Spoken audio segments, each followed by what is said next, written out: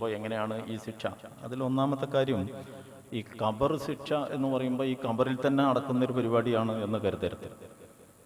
അതായത് മനുഷ്യൻ്റെ ജീവിതം മരിച്ച ശേഷം പിന്നെ ഈ പിന്നെ പുനരുദ്ധാനം നടക്കുന്ന, പുനരുജ്ജീവിപ്പിച്ച് ഹിസാബ് നടക്കുന്നതിൻ്റെ ഇടയിലുള്ള ആ സമയത്തെയാണ് നമ്മൾ ബർസഖി ജീവിതം എന്ന് പറയുന്നത്.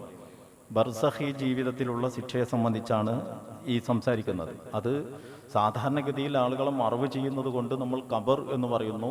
അതിലേക്ക് സൂചന നൽകിയിട്ട് അദാബുൽ ഖബർ എന്ന് പ്രയോഗിക്കുന്നു.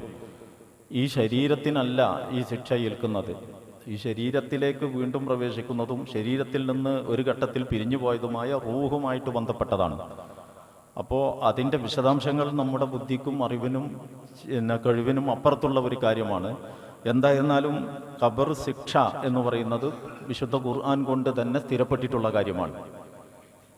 വിശുദ്ധ ഖുർആനിൽ സൂറത്ത് ഗാഫിറിന് മുഅ്മിൻ എന്നും പേരുണ്ട്. ആ സൂറത്ത് ഗാഫിറിലെ 46-ാമത്തെ സൂക്തത്തിൽ അന്നാറു യുഅറദൂന അലൈഹാ ഗുദുവൻ വഅശിയ്യൻ വയൗമ തഖൂമു സ്സാഅത്തു അദ്ഖിലു ആല ഫിർഔന അശദ്ദൽ അദാബ് എന്ന് പറയുന്ന ഒരു വാക്യം നമുക്ക് കാണാൻ സാധിക്കും.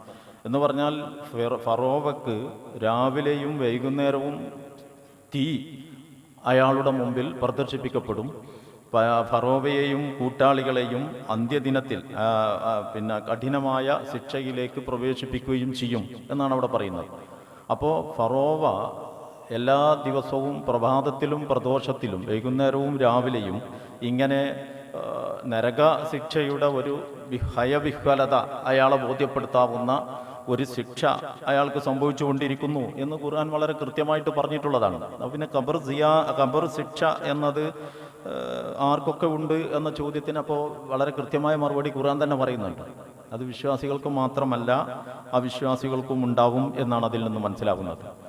വിശ്വാസികൾക്ക് ഖബറിൽ അദാബ് വരുന്നതിനെ സംബന്ധിച്ചുള്ള പിന്നെ കുറേ അധികം ഹദീസുകളുണ്ട്. ആ ഹദീസുകൾ പരിശോധിക്കുമ്പോൾ നമുക്ക് മനസ്സിലാക്കാൻ കഴിയുന്നത് നമ്മൾ ചെറിയ കാര്യങ്ങളായിട്ട് കാണുന്ന സംഗതികൾ, ഗീബത്ത്, നമീമത്ത്, ഏഷണി, പരദൂഷണം എന്നൊക്കെ പറയുമല്ലോ. റസൂലുള്ളാഹി സ്വല്ലല്ലാഹു അലൈഹി വസല്ലം നടന്നു പോകുമ്പോൾ പിന്നെ ഒരു ഖബറിൻ്റെ അടുത്ത് എത്തിയപ്പോൾ റസൂലുള്ള അവിടെ നിന്നു. എന്നിട്ട് ഈ ഖബറിലുള്ളവർ ശിക്ഷിക്കപ്പെടുന്നു. 2 കാരണങ്ങളാണ് പറഞ്ഞത്. ഒന്ന്, അവർ ഈ ഗീബത്ത്, നമീമത്ത്, പരദൂഷണം ഇവിടെ പറഞ്ഞത് അവിടെ പറയാം, അവിടെ പറഞ്ഞത് കുറച്ചും കൂടി ഒന്ന് മൊഞ്ചാക്കിയിട്ട് ഇപ്പുറത്ത് പറയാം. ആ ആൾ ആരോടും പറയരുത് എന്ന് പറഞ്ഞത് പിന്നെ അയാൾ ആരോട് പറയരുത് എന്നാണോ പറഞ്ഞത്, അയാളോട് പോയിട്ട് പറയാം. അല്ലെങ്കിൽ ആരോടും പറയരുത് എന്ന അടിക്കുറിപ്പോടെ കൂടി എല്ലാവരോടും പറയുക. ഇങ്ങനെയൊക്കെ നമ്മുടെ നാട്ടിൽ ഈ സംസാരത്തിൽ യാതൊരു സൂക്ഷ്മതയില്ലാതെ സംസാരിക്കുന്ന ഒരു പ്രവണത കാണാൻ പറ്റും. ഒരുപാട് ഫിത്നകൾ കുടുംബങ്ങളിലൊക്കെ പിന്നെ ഒരുപാട് ദുരന്തങ്ങൾ ഇതിൻ്റെ പേരിൽ ഉണ്ടാവുന്നു എന്നും നമുക്ക് കാണാൻ പറ്റും. അപ്പോൾ സംസാരം വളരെ സൂക്ഷിക്കേണ്ട ഒന്നാണ്. അങ്ങനെ ഉത്തരവാദിത്തരഹിതമായി സംസാരിക്കുന്നവരായിരുന്നു ആ ഖബറാളികൾ എന്ന് ഹദീസുകളിൽ കാണാം. രണ്ടാമത്തെ സംഗതി, മൂത്രം ഒഴിച്ചിട്ട് അതിൽ നിന്ന് ശുദ്ധിയാവുക, ആ വിഷയത്തിൽ അശ്രദ്ധ പുലർത്തിയ ആളുകൾ എന്നും ഹദീസിൽ കാണുന്നുണ്ട്. എനിക്ക് പലപ്പോഴും തോന്നാറ് നമ്മളുടെ ഇന്നത്തെ ഈ ജീവിത സാഹചര്യത്തിൽ അത് കുറേ കൂടി ഗൗരവപ്പെട്ടൊരു പ്രശ്നമായിട്ട് നമ്മളെല്ലാവരും കാണണം എന്നതാണ്. ഈ യൂറോപ്യൻ ക്ലോസറ്റ്, ഇടുങ്ങിയ ഫാൻസ് ഇട്ട് പിന്നെ അല്ലെങ്കിൽ അടിവസ്ത്രം ഇടുങ്ങിയത് ഉപയോഗിക്കുന്ന തരത്തിലുള്ള ആളുകൾ, അവർക്ക് ഇരുന്ന് മൂത്രം ഒഴിച്ചാൽ മുഴുവൻ മൂത്രവും പോയി കഴിയില്ല, എണീറ്റ് കഴിഞ്ഞാൽ കുറച്ച് ബാക്കി വരും. അപ്പോൾ എന്ന് പറഞ്ഞാൽ അതുമേലൊരു ഒസുവാസമായി കൂടേണ്ടതുമില്ല. അതേസമയം നിന്ന് മൂത്രമൊഴിക്കുമ്പോൾ അത് പല തലത്തിലും പലയിടത്തും തട്ടി അതിൻ്റെ തെറിച്ച് നമ്മുടെ ഡ്രസ്സിലേക്കൊക്കെ വരാനും സാധ്യതയുണ്ട്. ഒരാൾ നിന്ന് മൂത്രമൊഴിച്ച ക്ലോസറ്റിൻ്റെ ആ ഷീറ്റ് കവർ പൊക്കി വെക്കുന്ന ഒരു സംസ്കാരമൊന്നും കാണുന്നില്ല. ഈ ഷീറ്റ് കവർ എന്തിനുള്ളതാണെന്ന് പല ആളുകൾക്കും അറിയില്ല. അതുകൂടി ഉപയോഗപ്പെടുത്തിയിട്ടാണ് നിന്ന് മൂത്രമൊഴിക്കുന്നത്. അടുത്ത ആൾ വന്നിട്ട് ഇതിൻ്റെ മേലെയാണ് ഇരിക്കുന്നത്, അത് കഴുകിയാൽ നനയും എന്നതുകൊണ്ട് കഴുകും. ഇങ്ങനെയൊക്കെയുള്ള കുറേ പ്രശ്നങ്ങൾ ഇതിങ്ങനെ നിരീക്ഷിച്ചാൽ നിങ്ങൾക്ക് കാണാൻ പറ്റും.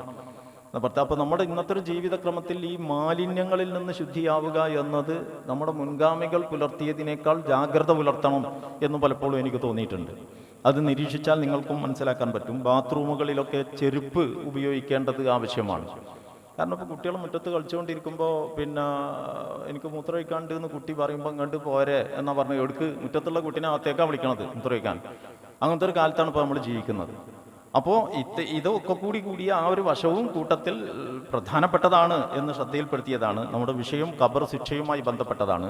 അതിൽ ഹദീസുകളിൽ ഈ രണ്ട് വശവും പ്രത്യേകം വന്നതുകൊണ്ട് ഞാൻ അതിനെ സംബന്ധിച്ച് 4 വാചകം അധികം പറഞ്ഞു എന്നേ ഉള്ളൂ. ഖബർ ശിക്ഷയെ സംബന്ധിച്ച് ഖുർആനും സുന്നത്തും നൽകുന്ന അധ്യാപനങ്ങൾ പരിശോധിക്കുമ്പോൾ അത് വിശ്വാസികൾക്ക് മാത്രമുള്ളതാണ് എന്ന് പറയാൻ ന്യായമില്ല. മുസ്ലിം സമുദായത്തിൻ്റെ യഥാർത്ഥ ശത്രുക്കൾ മുസ്ലിം സമുദായത്തിൽ